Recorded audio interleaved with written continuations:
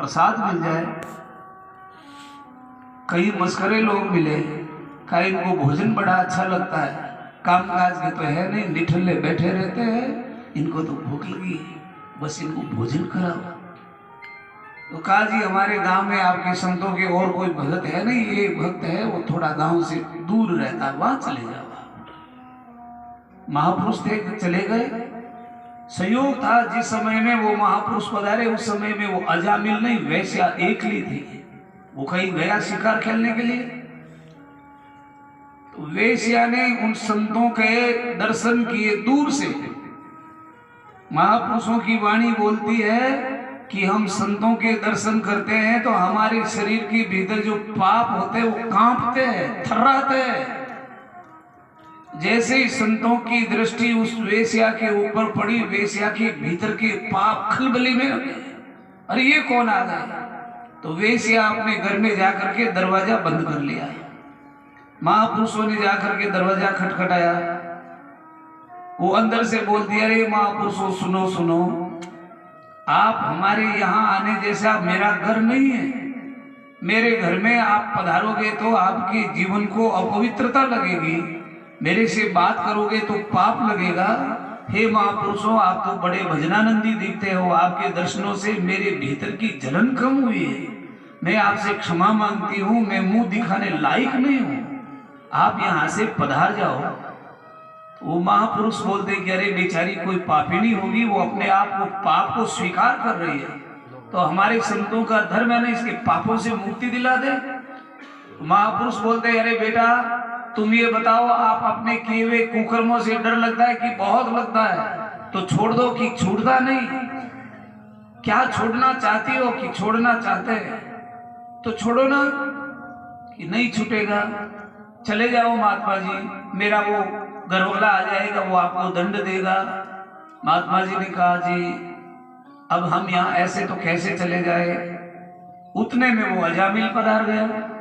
अजामिल ने संतों को देखा, अजामिल के भी पाप थर्राए, तो जो कोई जीव मार के लाया उसको ऐसे हाथ के पीछे कर लिया और नीचे गर्दन करके आया, पर उसके शरीर के ऊपर खून के चींटे लगे, पांखड़े लगे और मेला कुचला था।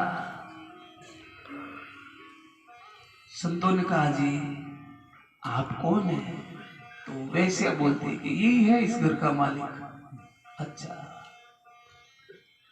ये खून के छींटे ये क्यों लगाए? जीवों को मारता है? हाँ मारता।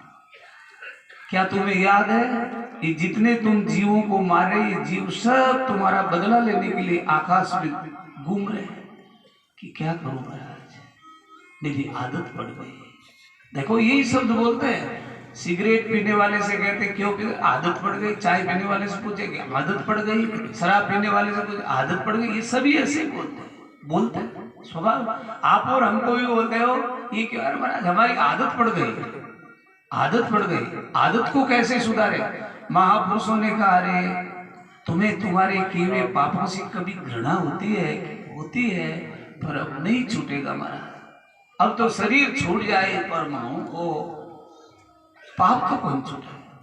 आप अपने पाप को छोड़ना चाहते हैं कि छोड़ना तो चाहता हूं। अब महापुरुष बोलते हैं कि सुन लो, तुम्हारी ये है ना ये औरत, इसके पेट में संतान हाँ है। अब वो कितने अगम दृष्टि महापुरुष थे। माँ के पेट में संतान है, उसमें कबूल करवा रहे कि इसके पेट में संतान की हाँ है। इसके जो बेटा जन्मे ना उसका नाम हम कहें वैसा रख दोगे? हाँ रख देंगे। कितना कंफर्म 100% बेटा जन्मेगा उसका नाम, ये नहीं कहा बेटी जन्मेगा। हम कहें ऐसा नाम रखोगे कि रख देंगे महाराज। तो जब ये जन्म जाए तो इसका नाम नारायण रख देना, रख दूंगा। महात्मा जी तो इतना उपदेश दे करके चले गए और वहां पर समय आने पर उस वेश्या ने उस बालक को जन्म दिया। उन्होंने उनका नाम रखा नारायण। इधर से वो मरने की स्थिति में आए अजामिल जी, तो यमदूत आए। यमदूतों को देखा, देखो कई लोग मरते हैं ना आंखों से आंसू निकालते हैं। मुझे पता नहीं भाई क्या होता है क्या नहीं होता है, मैं इतना जानकार नहीं हूँ, पर किसी के आंसू निकलते हैं, किसी की आंखें ऐसे फटी रहती है। पहले नहीं फटती है, बाद में मर जाते हैं, फट जाते हैं। कई लोग बोलते हैं आंखें बंद करो बंद करो।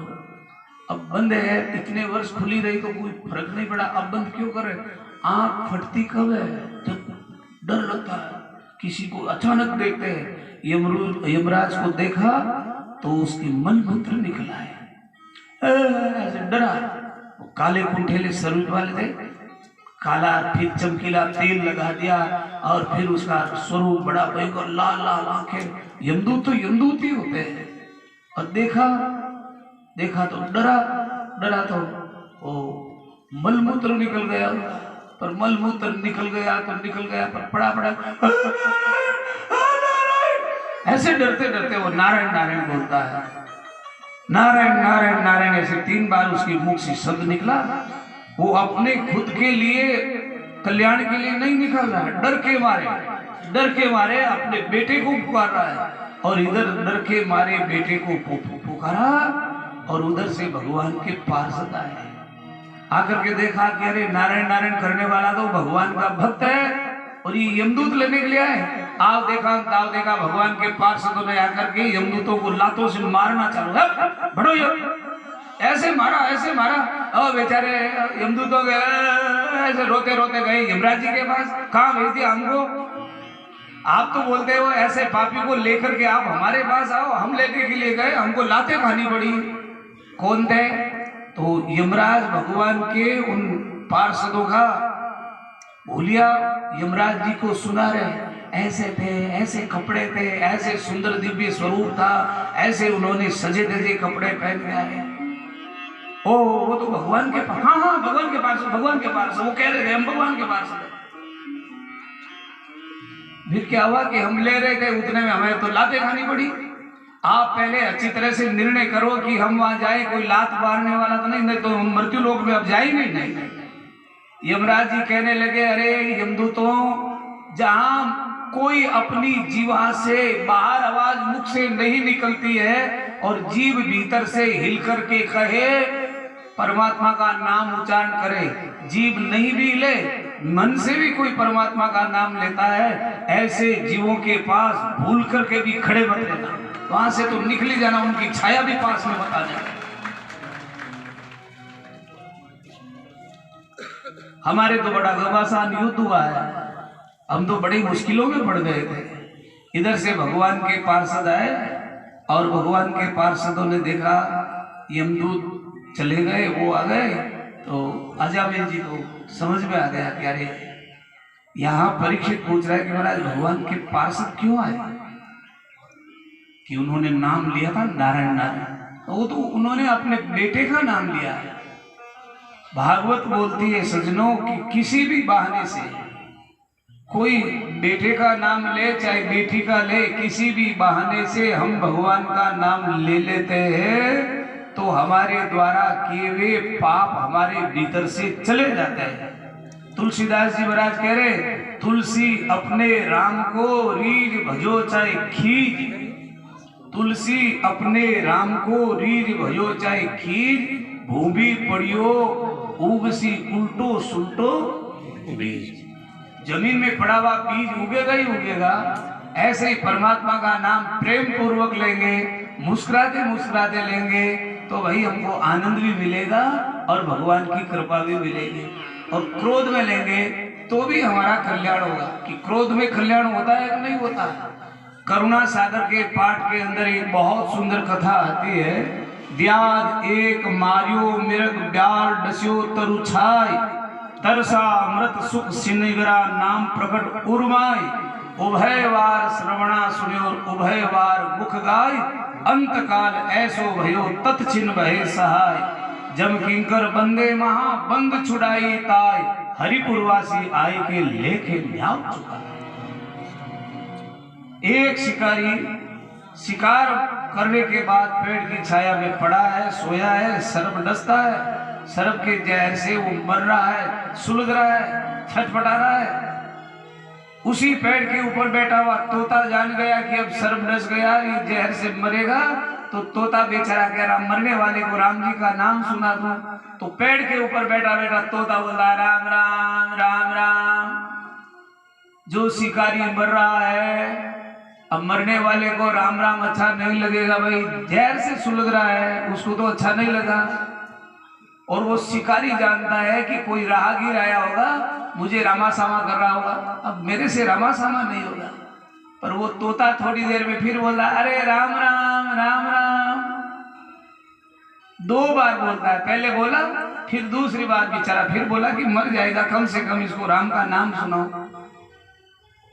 पता नहीं कि तोता बोल रहा, पर वो शिकारी क्रोध में, इधर से तो जहर से सुलग रहा था और उधर से वो राम राम करने वाला, तो शिकारी क्रोध में बोला राम राम राम राम, ऐसे क्रोध में बोला राम राम राम राम, प्रेम पूर्वक नहीं बोला राम राम राम राम, ऐसे नहीं बोला राम राम राम राम, क्रोध में बोला। उसकी मृत्यु हो गई।